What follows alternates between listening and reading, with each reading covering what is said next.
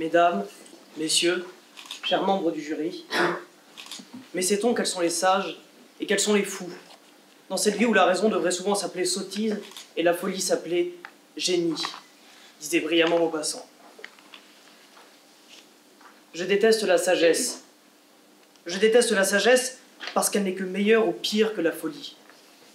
Je déteste la sagesse parce que je crois qu'il n'est pas sage de l'être. Le silence est le plus haut degré de la sagesse, affirmait péremptoirement le sage grec Pindare. Si mon contradicteur n'a pas commis l'impudent excès de se taire, il a tué la morosité de cette sagesse dont il a fait l'éloge. Alors, est-il bien sage d'en être un? Les ayatollahs de la sagesse, qui voudraient que toutes et tous se confondent en un même parangon superbe de sagesse, font erreur. Leur discours est irréaliste, inconscient et périlleux. L'homme est, par définition, un être inconstant et sourd aux injonctions d'une droiture qui l'étriquerait tant. Le fou vit la naïveté sincère et l'innocente crédulité, sans jamais tendre l'oreille vers ses décevants prêcheurs. L'astreinte d'une prudence sage empêche l'homme de vivre sa passion pour l'autre, de la consumer jusqu'à la dévorer. Et les sages, ces vieux désenchantés, dénués de leur sensibilité première, viennent corrompre de l'homme l'initiale candeur.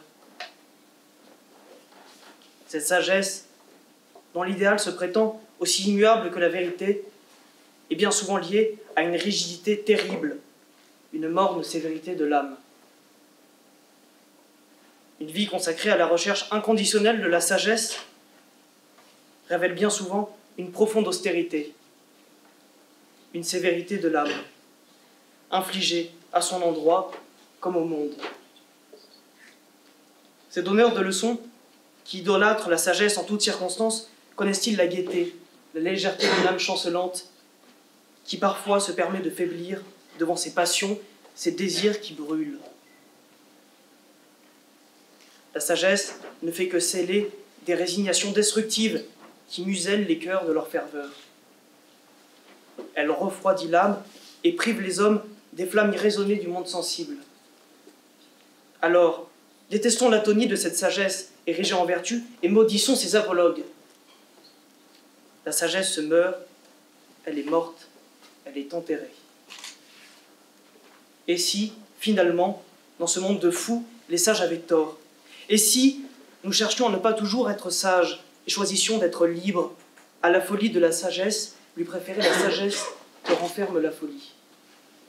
Et si l'essentiel ne résidait pas dans la simple capacité de trouver la vive passion, au diable la raison? Merci.